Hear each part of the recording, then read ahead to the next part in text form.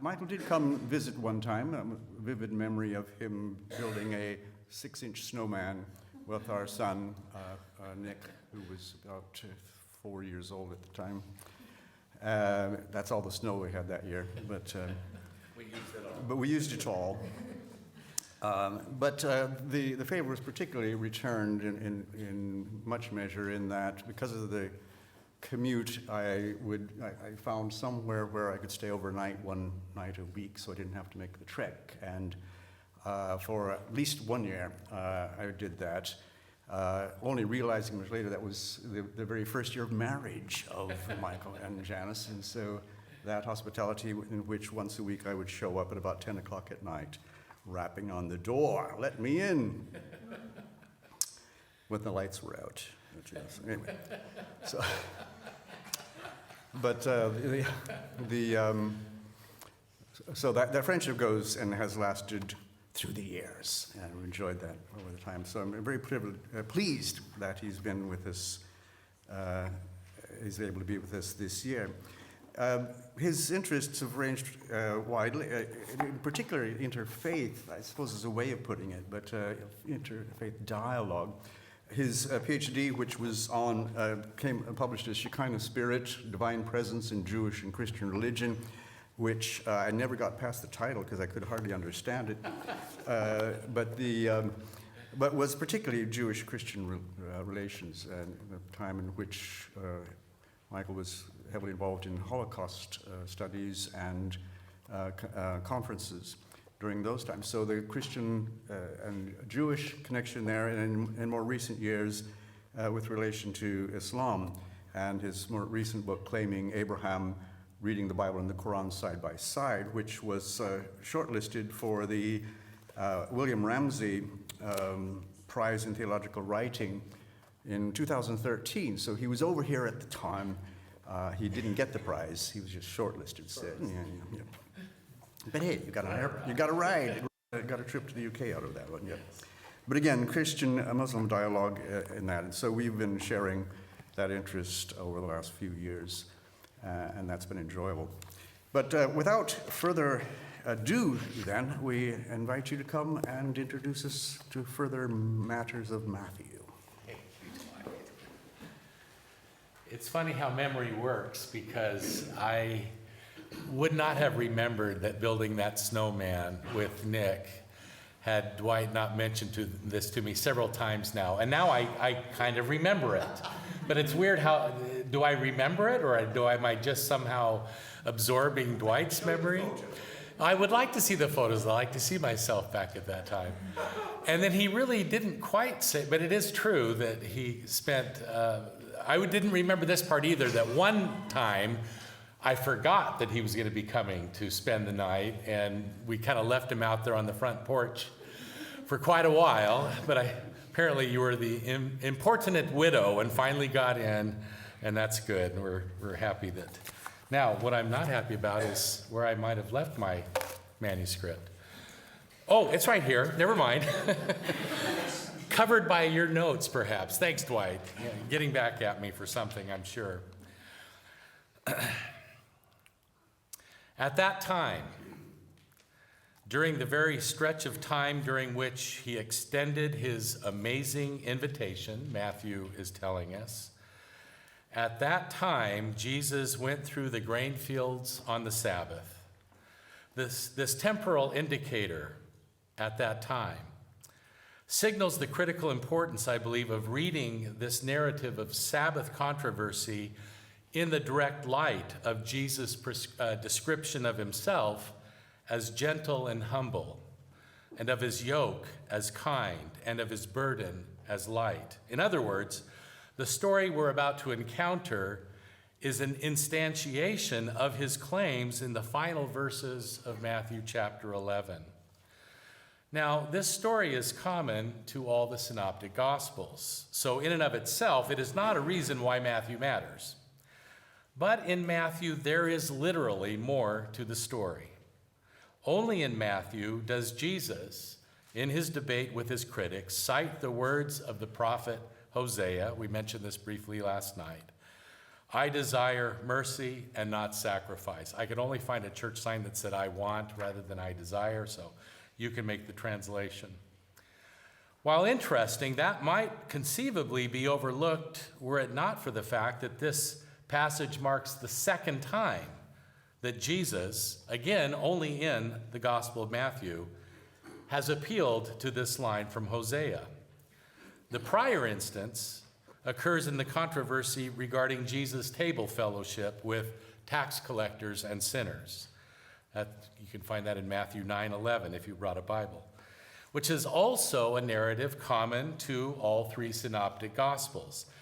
The fact that in both of these stories that we'll be looking at tonight, that only Matthew features Jesus' appeal to Hosea's line suggests the critical importance of this idea from Hosea, I desire mercy and not sacrifice. It becomes for Matthew, I think, a kind of programmatic or platform statement for properly interpreting Jesus' ministry, and accordingly for learning from divine wisdom.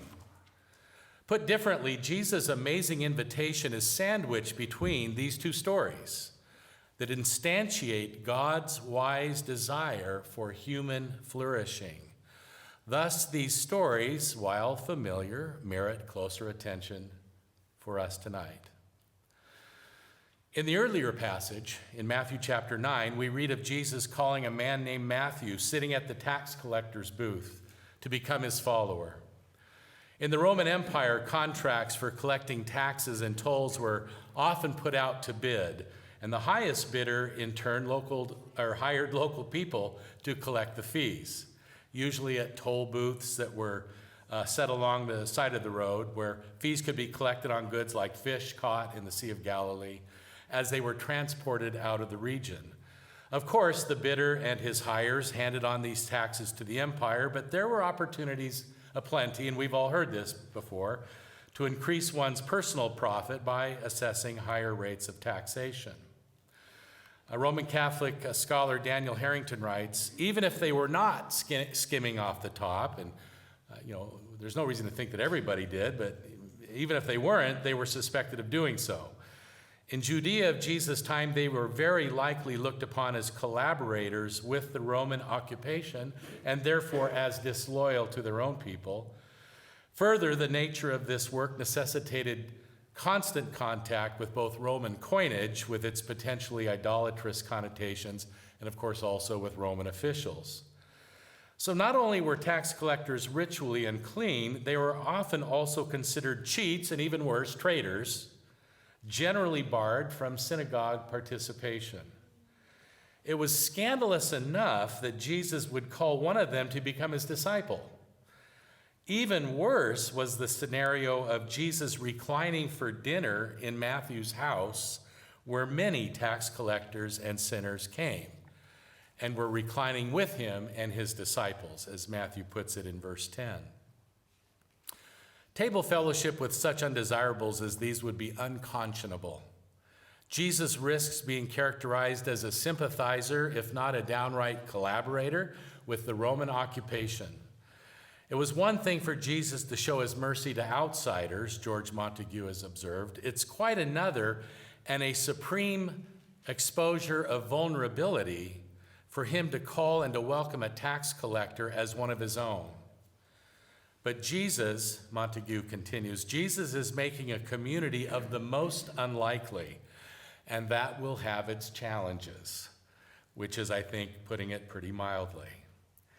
It can be no surprise then that for most Pharisees, Jesus' actions were mystifying at best, but I would encourage a deeper sympathy for their distress.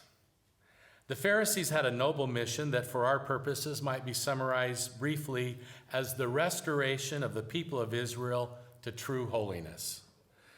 Granting the existence of real differences among the various schools of the Pharisees, they were essentially a lay movement dedicated to appropriating for themselves and for other Jewish folks the standards of holiness associated with priests working in the temple.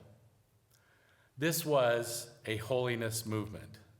They took very seriously the Deuteronomic theology of blessings and curses. Thus, the Roman occupation was the judgment of God upon them. The Pharisaic mission, then, was to teach the people to obey the Lord your God by diligently observing all his commandments, so that blessing shall come upon you and overtake you. Deuteronomy 28. The future, really, the future of their people was at stake. Now, to be for God, a priestly kingdom and a holy nation required that Israel be a people set apart, of course, from sin and impurity. To mingle with tax collectors and other non-observant Jews, I just broadly identified as sinners, was clearly not behavior that priests could engage in and remain ritually pure for temple service. Thus, the Pharisees adopt this attitude and practice themselves. They would not engage in such behaviors. There's evidence in the Talmud that the Pharisees strongly tended to eat only with other Pharisees, just as priests in temple service would only be, of course, eating and fellowshipping with fellow priests. But we might wonder why they cared so much about what Jesus was saying and doing. What's up with that? Why are they tagging along everywhere? Certainly it's possible that some of them acted out of envy, but more likely his critics were concerned that his growing popularity held dangerous potential for leading the people of Israel astray. Indeed, a recurring description of Jesus in the rabbinic writings of subsequent centuries in the Talmud, he's not mentioned a lot, but the leading description is almost like a formulaic description that he was a sorcerer who led Israel astray. This was already a lively suspicion during Jesus' own lifetime. Thus the question, why does your teacher eat with tax collectors and sinners? Why does he set such a horrid example? Now, Jesus' reply appeals to the reality of human need. It is not the healthy who need a doctor, but the sick. A generous reading of this text will at least leave open the possibility that Jesus perceived the Pharisees, or at least some of the Pharisees perhaps, to be healthy. I'm not sure. I like a generous reading. But in any case, he proceeds to challenge his critics with a homework assignment in language very typical of rabbinic instruction. But go, here we go, there we go. Oh, that's not it. Where'd it go? Oh, okay, I guess this is still it. I don't want to give away my little lammy too quickly. Oh, actually, this is the place. Go and learn. I love this, go and learn. Go and learn what this means. See, Jesus didn't have to worry about PowerPoint. That's part of the problem. I got to tell you a story. The first time I ever used PowerPoint, this is not in my lecture notes. Oh my goodness, in the early 90s for a conference, and one of the IT people called my home ahead of time to find out whether I'd be using PowerPoint. Now this is the early 90s, first of all. I mean, it did exist. My daughter answered the phone, and I'm telling you the truth. When she heard the question, she just laughed out loud. She guffawed and said, "He's really more grunt and point than he is PowerPoint," which I thought that was quite good on. So, Jesus gives this homework assignment. Go and learn what this means. I desire mercy, not sacrifice. Sacrifice, of course, evokes the whole web of meanings associated with the temple. Altars, animals' spilled blood, priests, ritual purity requirements. All of it bespeaks what Marcus Borg has called the politics of holiness. Set apart space, people, animals, all kept ritually pure in order to be part of a sacrifice acceptable to the Holy One. Now, of course, the struggle between the priestly and prophetic strands in Israelite worship and practice was nothing new or rare. Jesus could easily have offered any number of quotations from the prophets in their stinging critiques against the presumption of people who sometimes seemed to think that all that God needed was just another bull on the altar, that offering sacrifices was a way to buy off God, as it were, to do a kind of religious duty that bore little to no relation to their actual everyday lives and relationships, especially in regard to the poor. This contrast can, admittedly, be overstated. Biblical scholarship has agreed that the prophets of Israel generally assumed the validity and the efficacy of the temple sacrificial system. It was the misuse of that system that troubled them. It is a perennial temptation, not limited to that time, to assume that God is all about religious matters like worship and prayer and proper sacrifices. In this way, God can be restricted to a narrow and largely irrelevant corner, presumably having been bought off by the required sacrificial rites. Even in the Psalms, you remember we join with David in prayer, "You have no delight in sacrifice. If I were to give a burnt offering, you would not be pleased." The sacrifice acceptable to God is a broken spirit. A broken and contrite heart, O God, you will not despise. Recall that only in Matthew do we read that Jesus cited the words of Hosea, who in turn, it seems certain, has in mind the oracle of Samuel in 1 Samuel chapter 15. Does the Lord delight in offerings and sacrifices as much as in obedience to the voice of the Lord? Obedience is better than sacrifice. Paying attention is better than ram's fat. Just as you, Saul, rejected the Lord's word, so the Lord rejects you from being king. Pardon me a moment. How we doing out there? Everybody okay? Remember, there'll be time for questions at the end. I love questions. Cameron, you okay? All right, just checking in with you. Assuming that it is indeed the case that Hosea has in mind the prophetic predecessor Samuel's word of judgment against King Saul, it seems all the more critical that in Hosea the point has shifted from obedience to God as perhaps a kind of general principle, whatever God commands, you obey, to a specific and yet universal divine desire. And that divine desire is mercy or steadfast love. Having never taken a day of Hebrew, I know it's something like chesed, but I'm not sure I'm saying it that well. Is that okay, Samuel? Great. Okay. I'm feeling casual tonight. We might do a little conversation along the way. You okay with that, Dennis? Okay. Chesed. I remember learning that word in seminary. Earlier, Hosea had already indicted the people of Israel on the charge of no faithfulness or loyalty, and here the word is hesed, and no knowledge of God in the land. Swearing, lying, and murder, stealing, and adultery break out. Bloodshed follows bloodshed, such that even the land itself was in mourning, along with all of its living creatures, humans, animals, birds of the air, and even the fish of the sea. This is in Hosea chapter 4.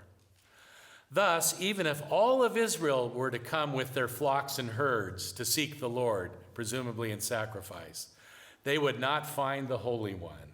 God had withdrawn from Israel, Hosea proclaimed, because God's desire is for hesed rather than bloodshed.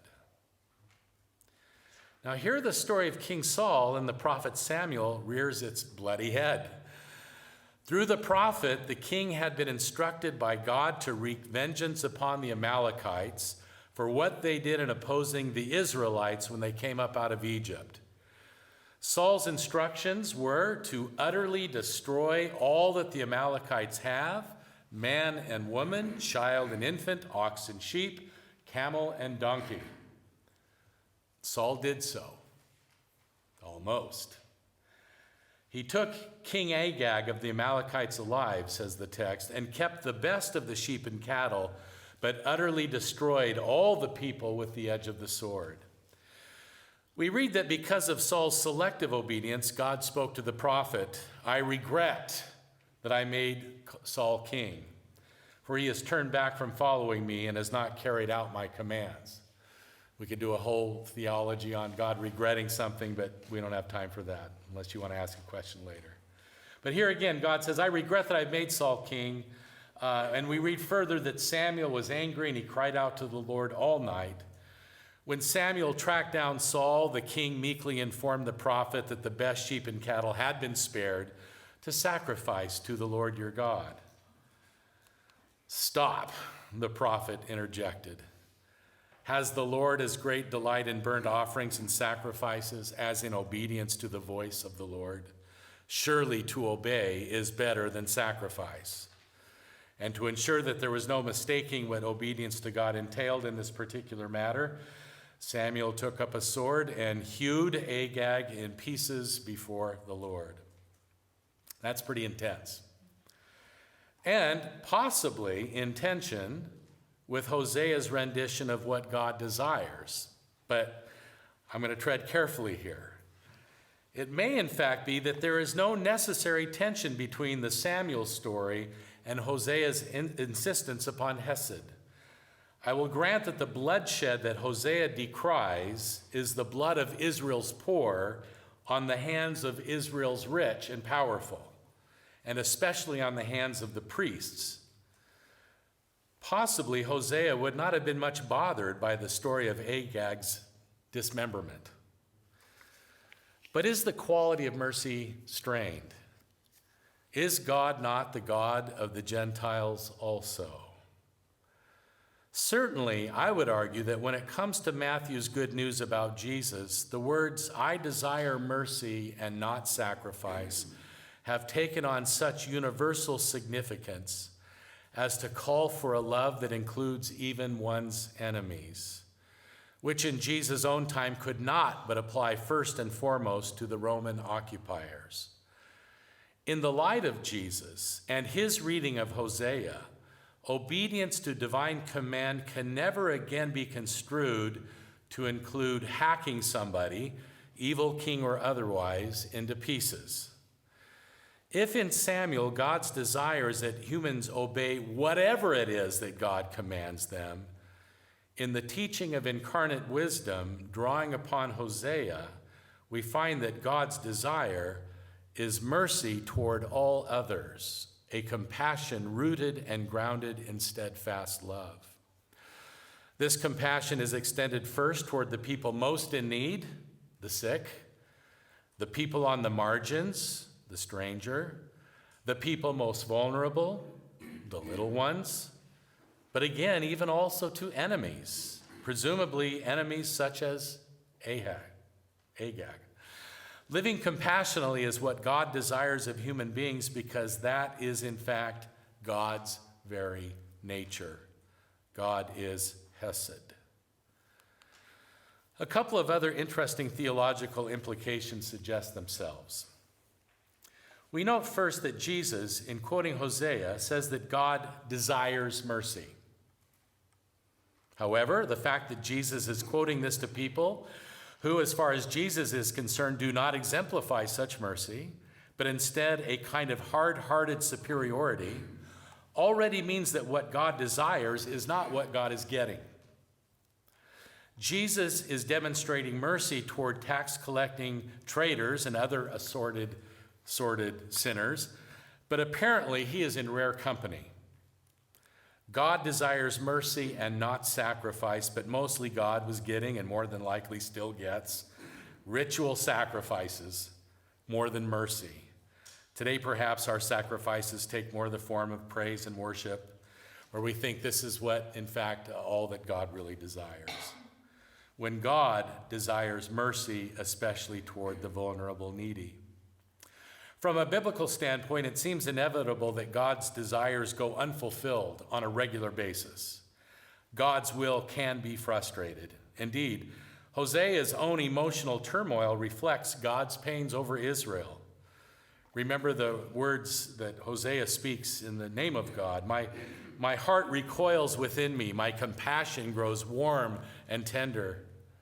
Thus, Israel's prophets could even come to share in the divine pathos over the suffering of creation's marginalized and forgotten poor.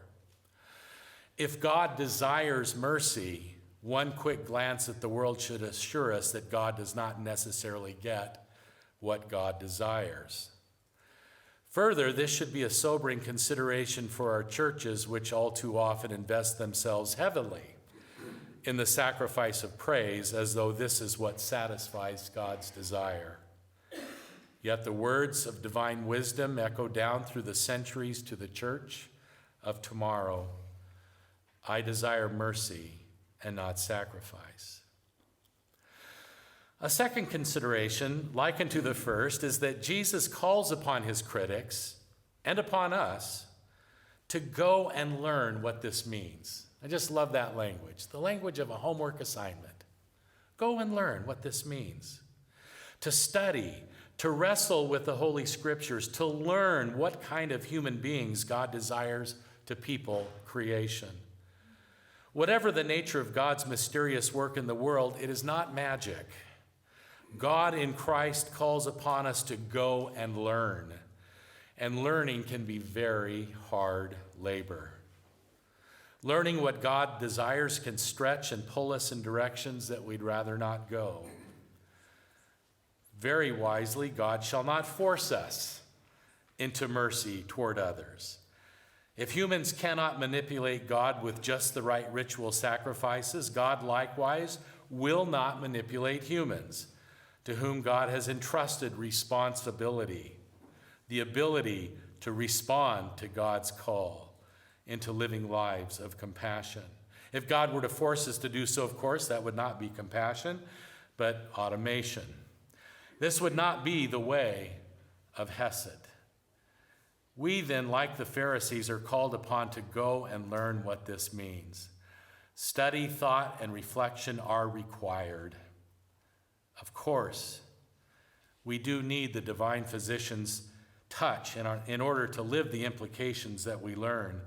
But a physician is neither a magician nor a warlord. Instant results are not guaranteed. This physician carefully and lovingly labors with us, not in spite of us, toward our and creation's healing. To this end, wisdom divine calls us to go and learn.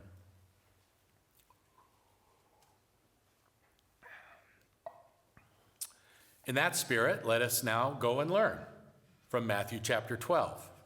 And the second story, that of Jesus and his disciples walking through the grain fields one Sabbath day.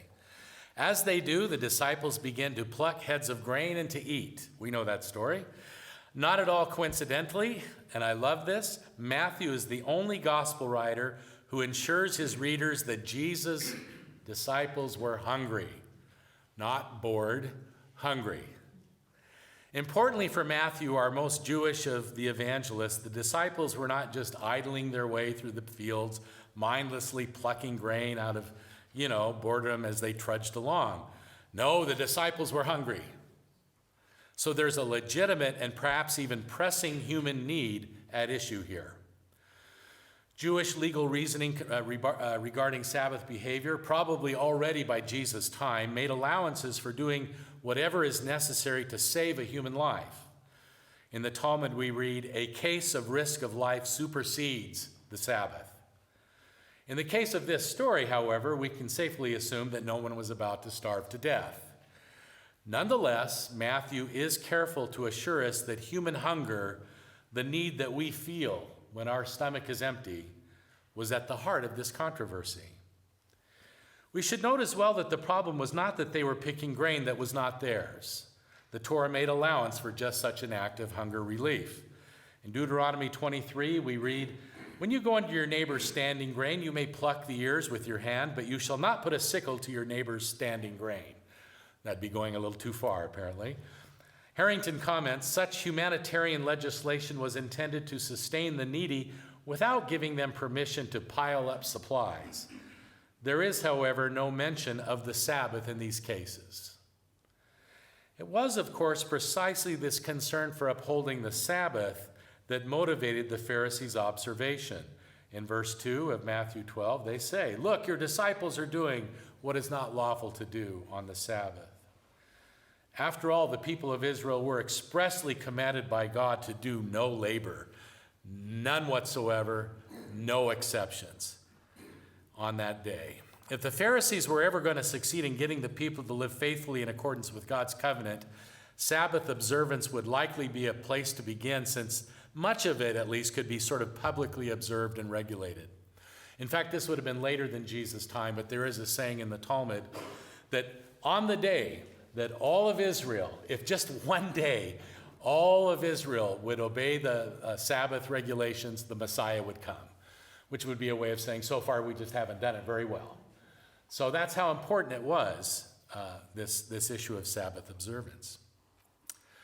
In this second passage then, in Matthew 12, we read that Jesus responded to his critics, if only you had known what this means.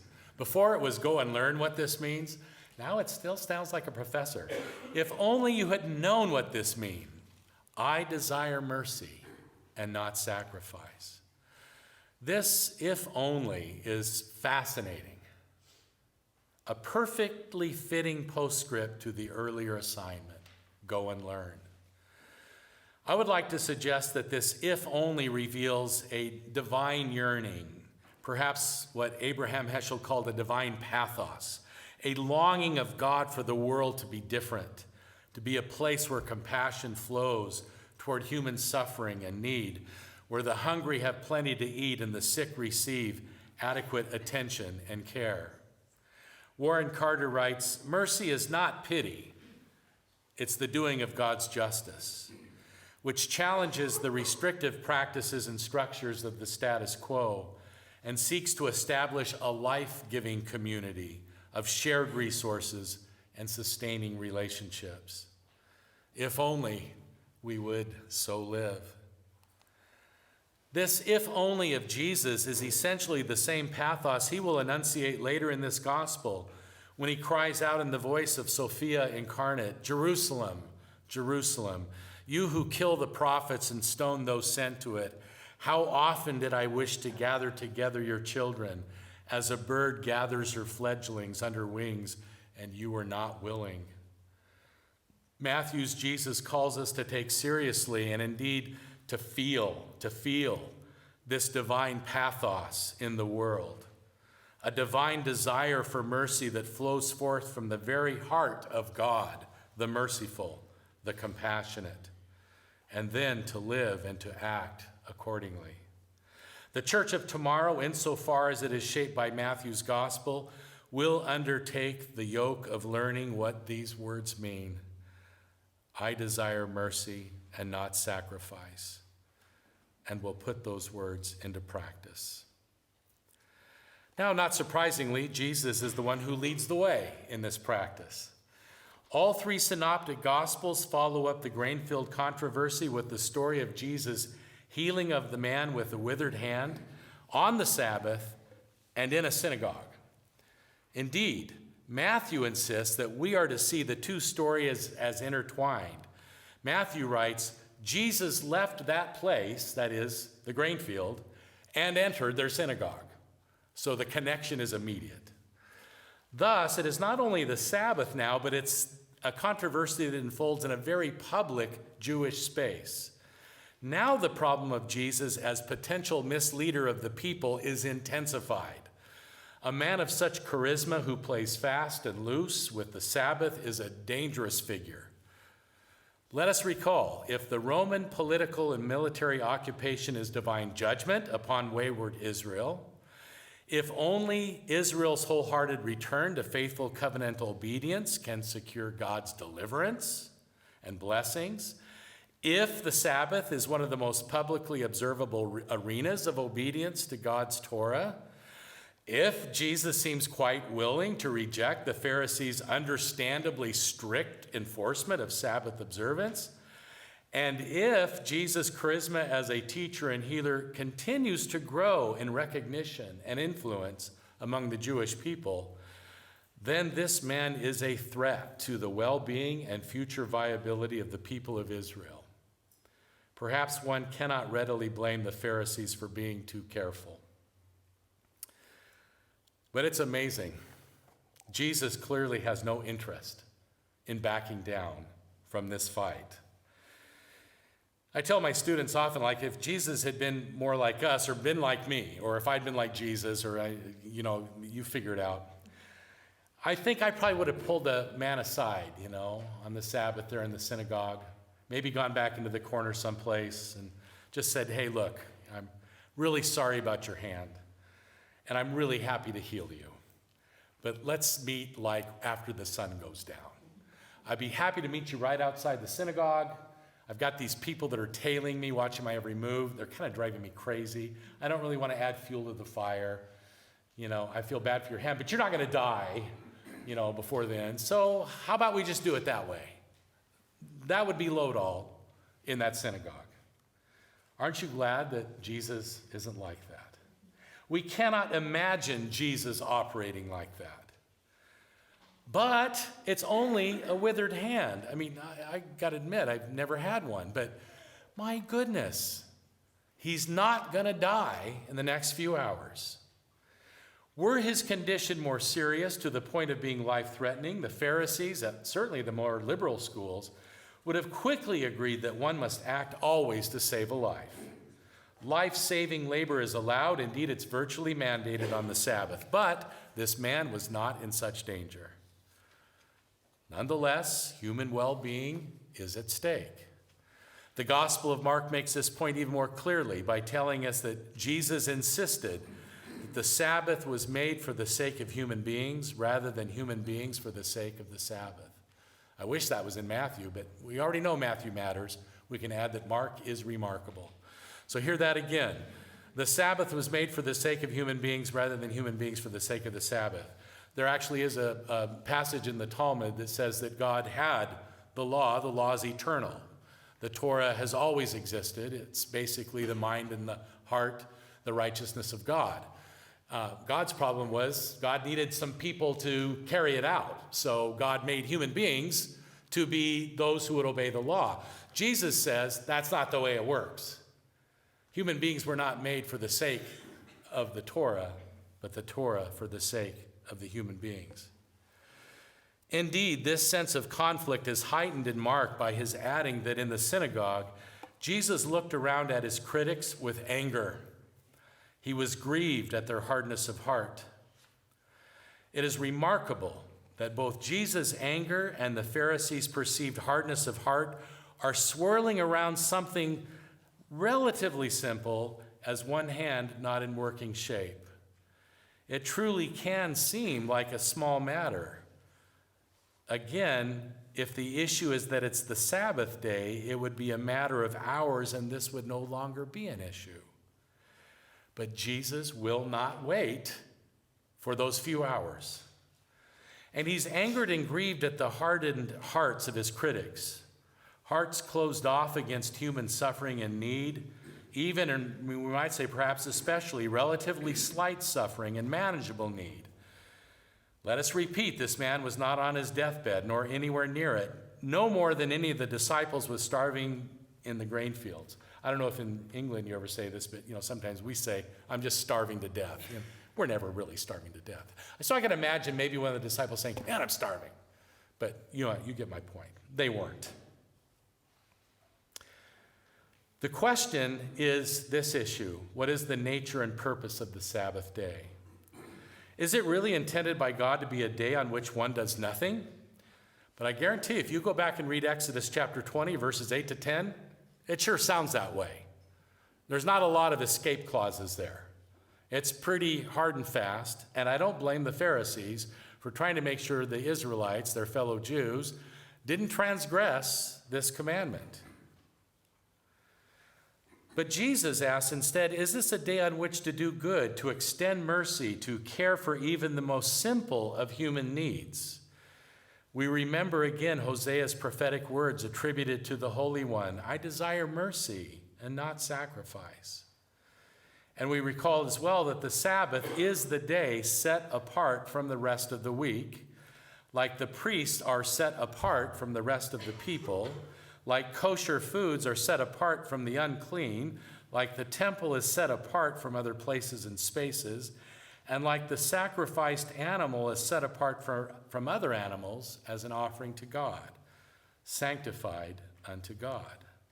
The Sabbath is a part of the priestly logic of holiness as separation, the logic that inspired the Pharisaic mission. So at the heart of this controversy is a disagreement about the nature of the Sabbath, for sure. But even more profoundly, it is a disagreement regarding the nature of God who gave the Sabbath. On this matter, Jesus would not compromise. Stretch out your hand. The Synoptic Gospels report that this synagogue encounter marked the beginning of the end for Jesus. And by the way, in the Gospel of Mark, it's like in Mark chapter 2. It's very early. In Matthew's words, after this event, the Pharisees went out and conspired against him how to destroy him. Let us keep this in mind, for it's a point to which we shall return. Now, Matthew's double use of Hosea's prophecy, in fact, we all know what that is by now. I desire mercy. So you won't mind a cup of cold water. If anybody else is thirsty, come on up. Can't remember, what's Cameron's friend's name? It's Kel? Kel, are you thirsty? You okay? Just want to check, make you're with me here. You guys doing okay over there? It's kind of a troubled corner. Finley's over there. I know, but it's Finley I'm worried about. Yeah. All right.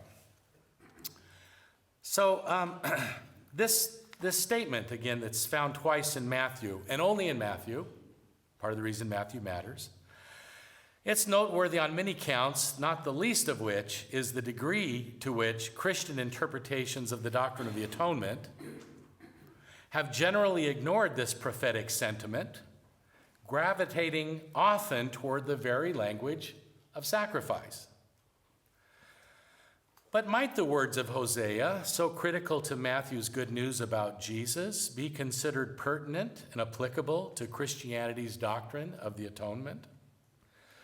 Asked otherwise, if God does not desire sacrifice, if God takes no delight in sacrifice, but delights rather in mercy or compassion toward one another, is it possible that speaking of Jesus' crucifixion as a sacrifice offered to God in our behalf is misleading, perhaps even inappropriate?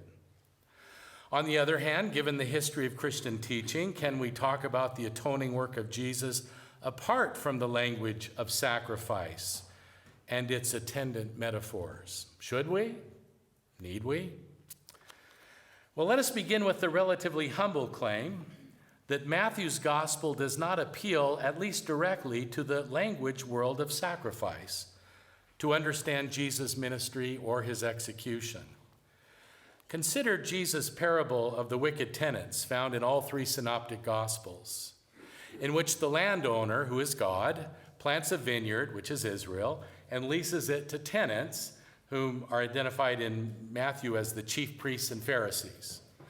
The landowner subsequently sends slaves, the prophets, to collect his produce. But these slaves meet with violent ends at the hands of the tenants. Finally, though, the landowner sent his son to them, saying, "They will respect my son." But the landowner is tragically mistaken, for when the tenants saw the son, they said to themselves, "This is the heir. Come, let us kill him and get his inheritance." So they seized him, threw him out of the vineyard, and killed him. Now, I grant you, this is just a parable, and one should be very wary of trying to load too much theology onto any one biblical passage, especially any one of Jesus' elusively slippery parables. There I used an adverb with my adjective, Stephen, because I just really needed it there. Elusively slippery, as variously reported by the Gospels. But we can at least say that Matthew expected his readers to understand this parable as a quick sketch of the history of Israel up to and including the ministry of Jesus. Certainly in this parable, the murder of the landowner's son is in no way portrayed as a sacrifice. Indeed, it's a travesty. Interestingly, in all three synoptics, the landowner expresses at least the hope, if not the confident expectation, that the tenants will respect his son. Had this hope, maybe God's own hope, been fulfilled, the son would not have been murdered, but respected and welcomed. In this regard, the landowner's hope mirrors once again Jesus' own lament over Jerusalem. "How often have I desired to gather your children together, and you were not willing." Similarly, the landowner had sent both servants and son to the vineyard to collect his produce, which, in John P. Meyer's words, and I quote, naturally means the complete doing of God's will. That's what God wants to harvest. And if Meyer's suggestion is correct, I would add that for Matthew, this doing of God's will is most fundamentally doing mercy. And of course, not sacrifice. Obviously, these wicked tenants show anything but mercy to the landowner's slaves and finally to his son. These who seized the son, threw him out of the vineyard, and killed him are precisely those who had not come to know what this means. I desire mercy and not sacrifice. Accordingly, soon after this parable, Jesus, embodying the voice of divine wisdom, as we talked about last night, pronounces a powerful word of judgment upon the religious leaders of Israel. Therefore, I send you prophets, sages, and scribes, some of whom you kill and crucify, and some you will flog in your synagogues and pursue from town to town, so that upon you may come all the righteous blood shed on earth, from the blood of righteous Abel to the blood of Zechariah, the blood of the righteous from A all the way down to Z. Surely Matthew intends his readers to include the blood of the righteous Jesus within this list. Wisdom's gracious care is rejected, Elizabeth Johnson has written, as Jesus is executed, preeminent in a long line of her murdered prophets. If this bloodshed be considered a sacrifice, surely it is not a sacrifice that God desires, let alone requires. Now, following Matthew's chronology, only a few days later, Jesus reclined with his disciples for a final meal on Passover. He lifted up the cup, gave thanks to God, and said to them, "Drink from it, all of you, for this is my blood of the covenant, which is poured out for the many for the forgiveness of sins." The language is reminiscent of the same prophet, Zechariah, who had written, "Rejoice greatly, O daughter Zion. Shout aloud, O daughter Jerusalem. Because of my blood of the covenant, I am with you." Or, because of my blood of the covenant with you, I will set your prisoners free from the waterless pit. It's crucial to appreciate that and this is really a phrase that you just want to hyphenate, the blood of the covenant is not the blood of sacrifice, at least not if sacrifice is associated with divine appeasement. I may be challenged on this. The classic text is Exodus 24, 3-8, in which Moses instructs the people Israel regarding all the words of the Lord and all the ordinances. And the people respond with a collective vow of obedience, after which Moses splatters both the altar and the people with the blood of oxen. "See the blood of the covenant that the Lord has made with you in accordance with all these words," we read in Exodus 24:8. Granted, these oxen are sacrificed as offerings of well-being to the Lord, or a peace offering, but the sacrifice is not intended, I think, to procure divine forgiveness. In the case of Exodus 24, the blood ratifies or seals the covenant between God and Israel. Likewise, Carter writes, Jesus' death seals a covenant marked by God's release from sins and obedience to God's will manifested in Jesus' teaching. A new exodus is underway. God's liberating work continues. It is the sign of a covenant that runs so deep as to be written in blood. But what actually matters is the kind of living signified and required by this covenantal bond, rather than the ritual shedding of blood in the view of Hosea and other prophets. And I think this is a view taken up wholeheartedly in Matthew's portrayal of Jesus.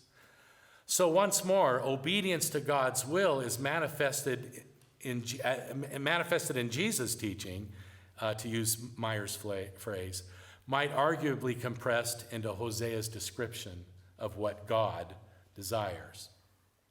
Now, none of this is to deny the presence of sacrificial language in the New Testament as a way to interpret the significance of Jesus' crucifixion.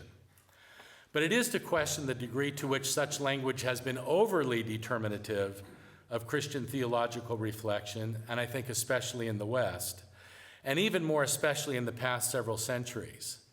as the German New Testament scholar, and I got him with some of his family here, Ernst Käsemann. Isn't it nice to see they have families?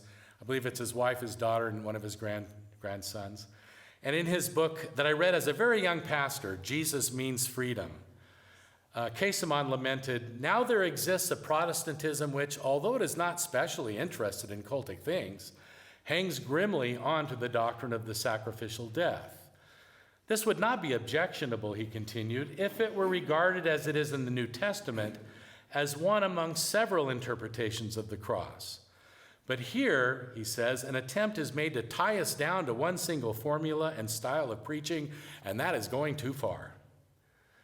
Now, very typically, this dominance is uncritically attributed to St. Anselm of Canterbury and his classic text, Cur Deus Homo, or Why God Became Human. And I would like to close this lecture by countering this assumption about Anselm's theology.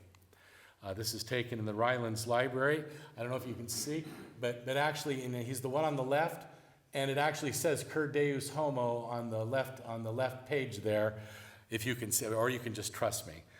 So this is his amazing essay, Why God Became Human. Now, Anselm's theory of the atonement is typically described as a satisfaction theory, and so it is.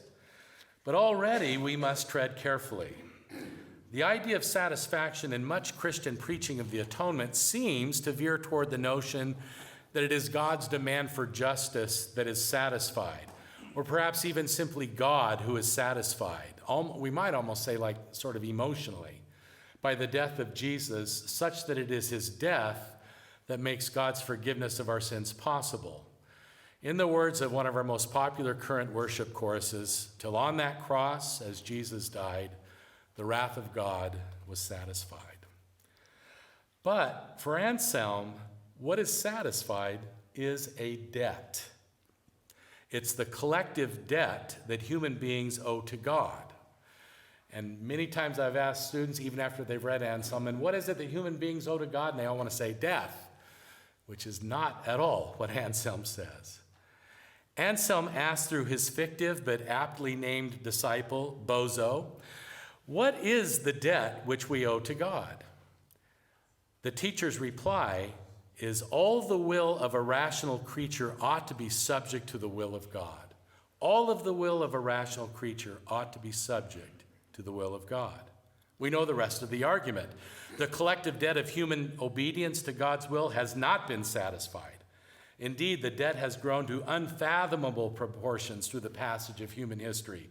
It is a debt that humanity owes, but it's a debt so crushing that only God could possibly pay it. Thus, Anselm argued, God became human in order to satisfy the massive collective human debt to God.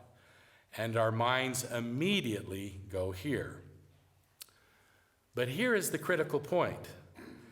The debt is not satisfied by Jesus or anybody else's death, per se, but by faithful obedience of the God-human to the will of God.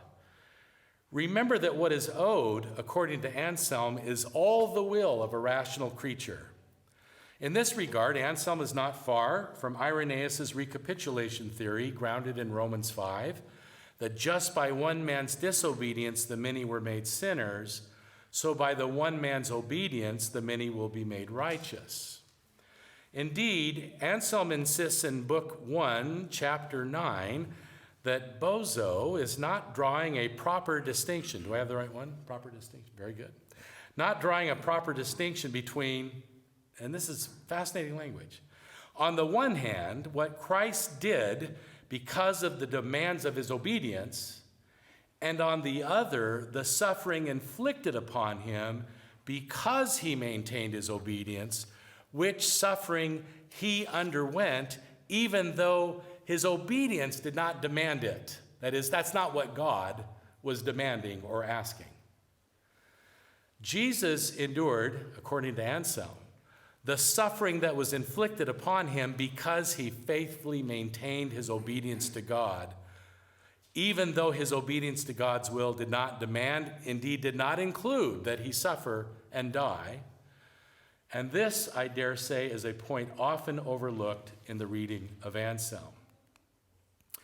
Jesus satisfies the human indebtedness to God not through suffering or sacrificial death, but by faithfully maintaining his obedience in the face of religious and political opposition. This suffering may not be terribly surprising, but it is not a matter of necessity, for it is not what God desires, let alone that in which God takes delight. Anselm makes the point repeatedly. Jesus was persecuted to the point of execution because he had maintained truth and righteousness unflinchingly in his way of life and in what he said, which, Anselm adds, is what God demands from every rational creature and is what every creature owes to God as a matter of obedience. God, therefore, did not force Christ to die, Anselm reasons, and this is a claim that flies directly in the face of much Western atonement teaching that even often assumes itself to be Anselmian. Rather, the embattled Archbishop of Canterbury adds, he underwent death of his own accord, not out of an obedience that consisted in the abandonment of his life, but out of an obedience that consisted in his upholding of righteousness so bravely and pertinaciously, which is, you just don't see that adverb very often. I think pugnaciously would work there very well too. In fact, I'm going to say it so bravely and pugnaciously that as a result, he incurred death.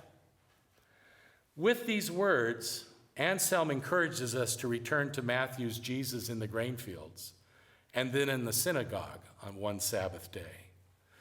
There, Jesus upheld righteousness so bravely as to insist against all opposition and accusation, and to do so publicly in a synagogue on the Sabbath, that the God he was obeying desires mercy and not sacrifice. He insisted that such obedience demanded acts of compassion toward his hungry disciples and the man with the withered hand. He would not back down from this vision of divine righteousness, such that, and we read it again in Matthew, the Pharisees went out and conspired against him how to destroy him. Or, once more, in Anselm's words, his faithful obedience consisted in his upholding of divine righteousness so bravely that as a result, he incurred death. Thus, for Anselm, Jesus' death is not a sacrifice offered to God. Rather, the divine Son's faithful life is offered to God as a satisfaction of the collective, universal human debt of obedience. This faithful life consists precisely in mercy, in compassion, in actively seeking the well-being of each neighbor Jesus encountered.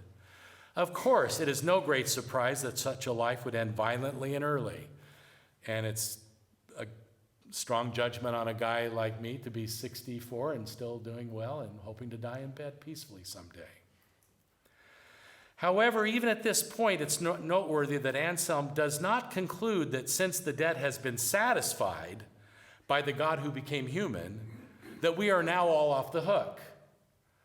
Like the debt's over and hallelujah. In Book 2, Chapter 18, Anselm returns to this crucial theme. When Christ endured with kindly patience the sufferings, that is, the injuries and insults and death on the cross, along with robbers, these sufferings which were inflicted on him because of the righteousness which, as we have said earlier, he was obediently maintaining, he set an example to mankind. Jesus' faithful obedience, even in the face of great opposition and suffering, Anselm insists, exemplifies the fact that people should not turn aside from the righteousness which they owe to God. The church of tomorrow, as it takes upon itself the yoke of Jesus, will likewise understand and practice the truth that Jesus' faithful obedience does not replace ours, as though his life cancels human action and responsibility. Jesus is not our substitute. He is our representative and our example to follow. Even so, we're probably not enamored over the language of debt and its satisfaction as Anselm was. We don't think, generally, that God is a business keeper scrutinizing the ledger. But as we draw this little essay to a close, it may be helpful to recall the words of Paul. Owe nobody anything except to love one another, for the one who loves another has fulfilled the law. Here, Paul gestures toward a theological anthropology rooted in mutual indebtedness. God has created us such that what we owe one another is love. Notice it's not so much what we owe to God as what we owe to one another. In this regard, Paul's dictum parallels Hosea's insistence that what God desires is not sacrifices offered to the heavens, but compassion extended toward our fellow creatures. Love does no wrong to a neighbor, Paul continues. I've always loved that kind of minimalist ethic there. Love does no wrong to a neighbor. Therefore, love is the fulfilling of the law. To do no wrong to the neighbor, and conversely, to do what is good and right to the neighbor, fulfills the divine law because it is the essence of wisdom's desire for human beings, as we read it in Hosea. We tried briefly to contemplate the implications of such a command this morning in chapel. Of course, many of you weren't there, so perhaps I can tell you should buy the book when it comes out. But really, it probably takes very little reflection to realize that this is virtually an infinite debt. Owe no one anything but to love one another. How would we ever satisfy such a debt? It may force us to ask humbly, as it was asked long ago, just who exactly is my neighbor? But if indeed the category of neighbor ultimately excludes nobody, then the burden of loving my neighbor as one like unto my very self is a debt that shall never be satisfied, nor is it a debt with which Jesus does away. Thank you.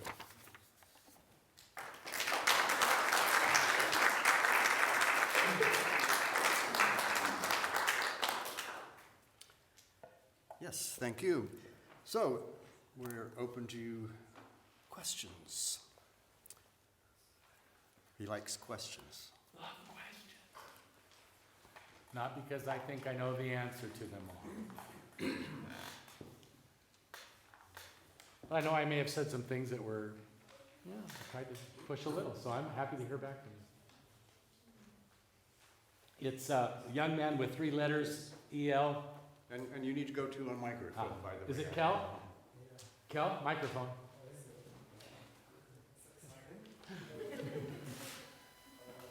Yes. And it says about so like obedience and sacrifice.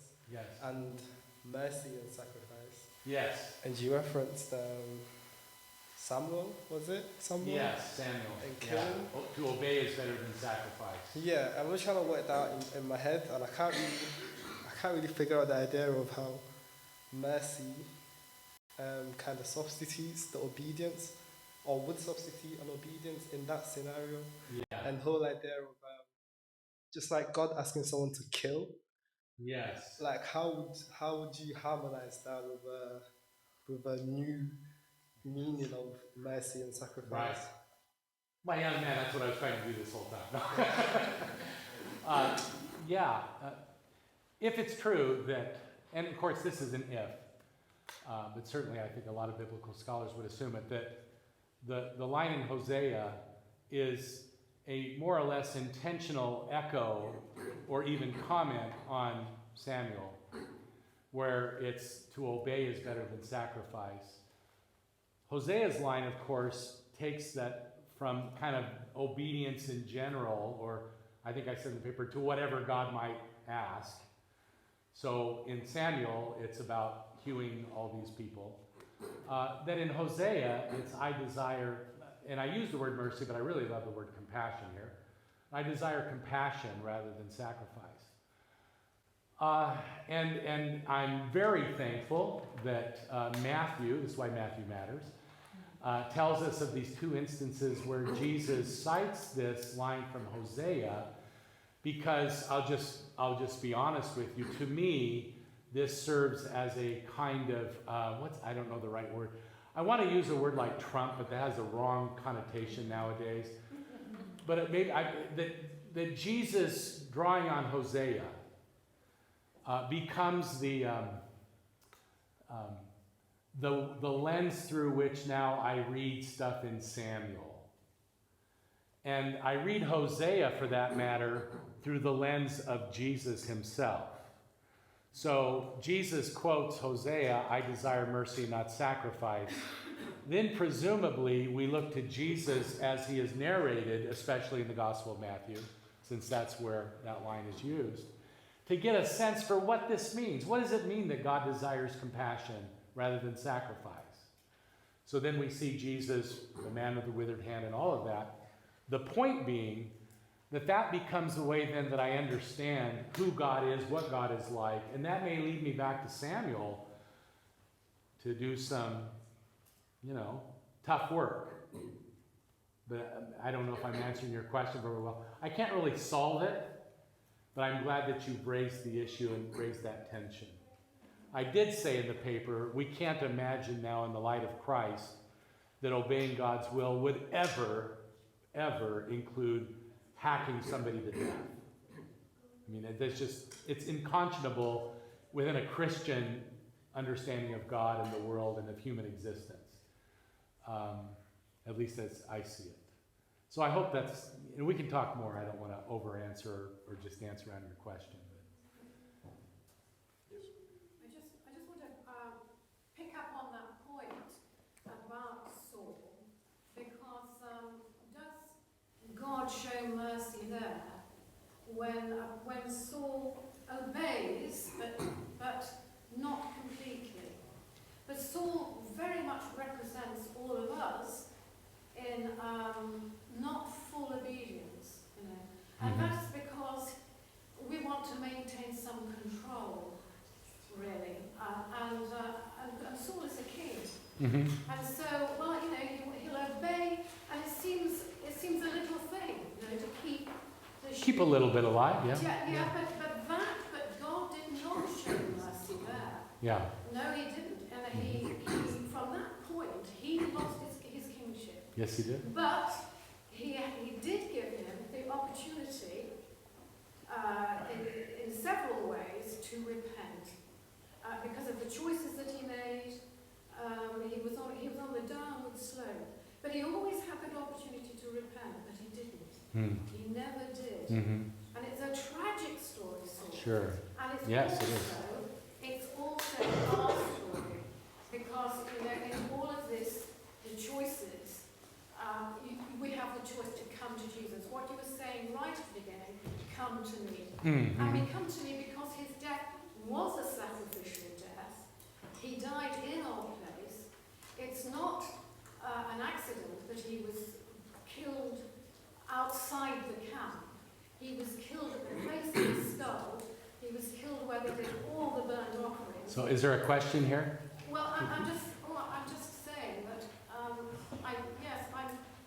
not entirely convinced about the sacrificial. Fair enough. Because the whole I wouldn't expect everybody to have it. No, because it is a sacrifice to take on Jesus' yoke. It demands your whole life. There's certainly a place for the language of sacrifice, absolutely. Yeah.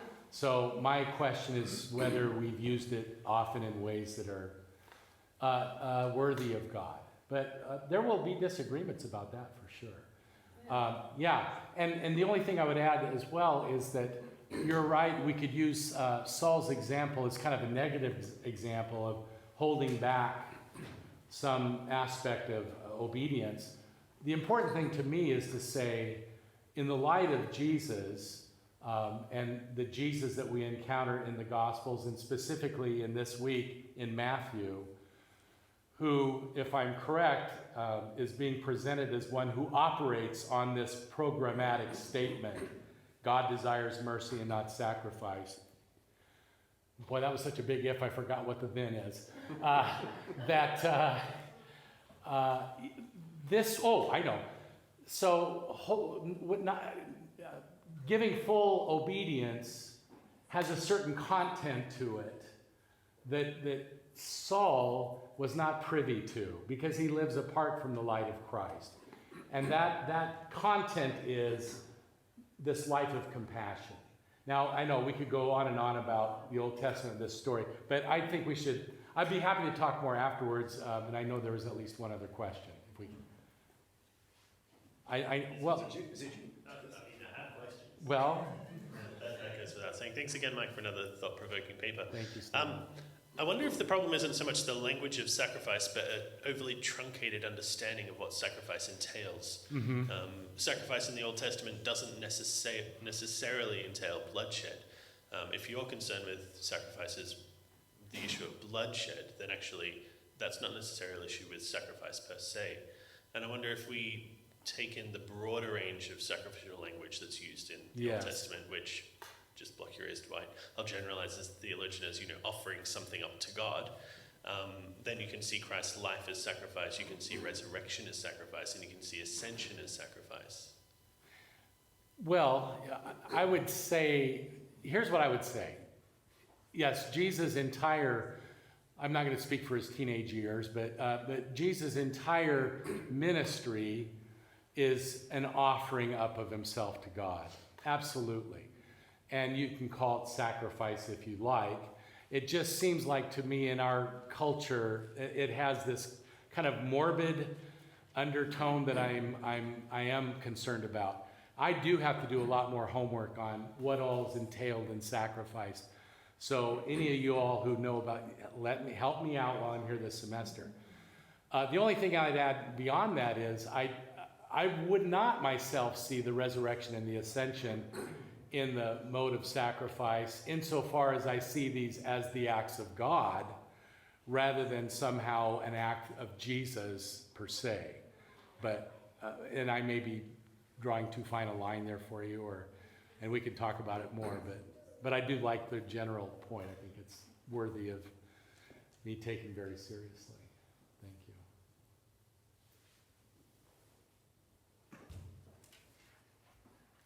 Thank you very much, Michael. I enjoyed the lecture. Thank you, Smith. More today. Thank you. Thank you. Thank you. As a biblical scholar, I always look for connections and links. And your lecture titles again is Wisdom, Desire. Yes. And until almost the last moment, I was asking myself, okay, where is this wisdom language? Because there is lots of Hosea, obviously, and again, prophetic language in there. So, can you enlighten me? Where else you see the wisdom Only language? in the connections that I made, but not entirely. Although it's a good question. Part of it is just to kind of thread these lectures with this common, because wisdom's going to be in every title, and you may ask the same question every time.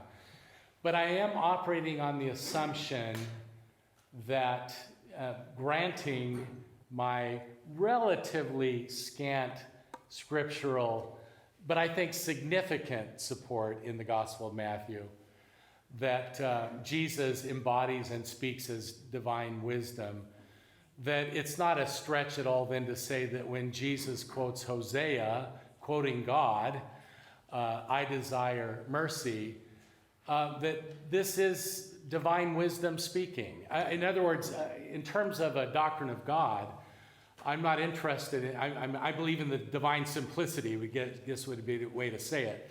So I can talk about the wisdom of God, the love of God, the holiness of God. I'm not talking about different things or aspects. This is all one God, okay? And so that's part of my theological rationale. But that last one, where he, about the same time he said, "Oh, Jerusalem, how often I would have gathered you," I am seeing that as wisdom language. And then shortly thereafter he says, "Therefore I send you," the prophets and saints and so on. And the I speaking there is divine wisdom, at least alongside of the Gospel of Luke, as we said last night. So, I do think there's an argument for it. There's definitely a theological vision I'm trying to sew together with some of these texts, and I acknowledge that. So that's a good. You just inspired me just to look further. And I was wondering whether, for example, the apocryphal reading as Wisdom of Solomon could be background to understanding Matthew. I haven't thought about it myself before, but just listening to your lecture is a kind of like the wisdom, reverse wisdom almost. Yeah. Let's kill the righteous man, let's see whether he can do. And actually the idea of mercy is there. Not the sacrifice, not that I remember, Right. but the idea of mercy is definitely there. Something to think about. Yes.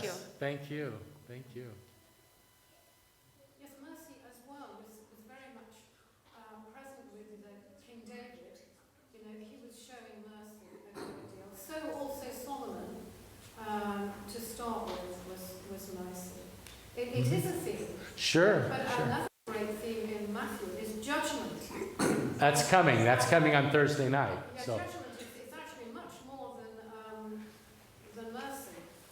Judgment is, and I think. Are you trying to mess up my whole theology? Well, we'll look at judgment on Thursday night. And by the way, though, I'll just let you know now, I'm going to be talking about Matthew 25, which is about judgment. But at the very heart of that judgment is the issue of mercy. Oh, it's true. Yes, that's Yes. true. It is. It always is. Yeah. But, Do you have a question? We need questions now. If you want to talk about it, I'll stick around. I'll stick around after.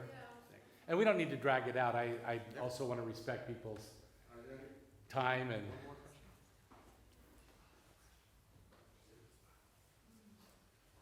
Oh, he's coming loaded now. He's got the Bible. Oh, I sometimes wake up with this in my hand. I'm not sure how much you've written of this already, or if it's still a work in process. Let's go with the second. Okay, Yeah. good. Good. Very glad to hear that. Well played. Hosea 6:6. I was a bit puzzled, the Samuel connection.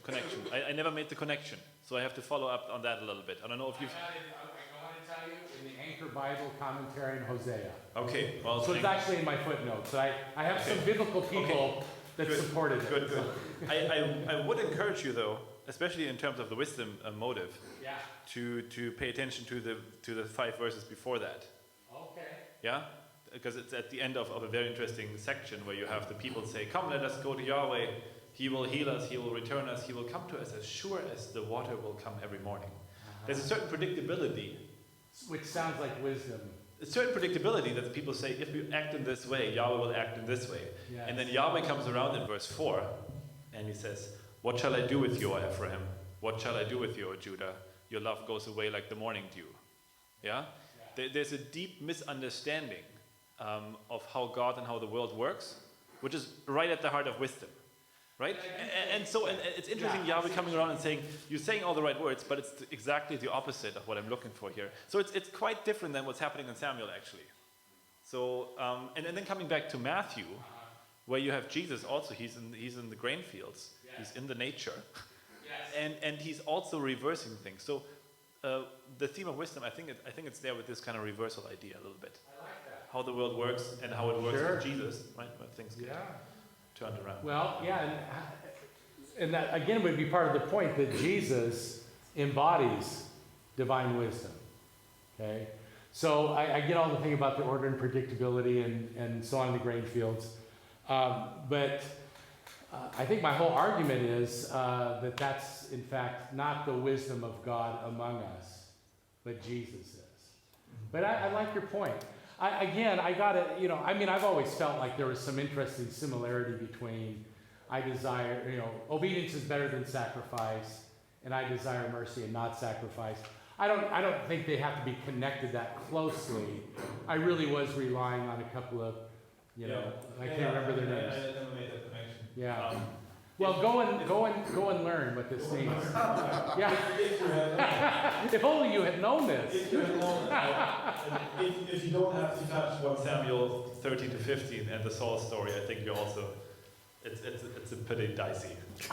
But that's where I want to go. Sorry, that's where I want to go. Okay, you tell me how to. Thank you. Okay, well, thank you for your questions, and Yes.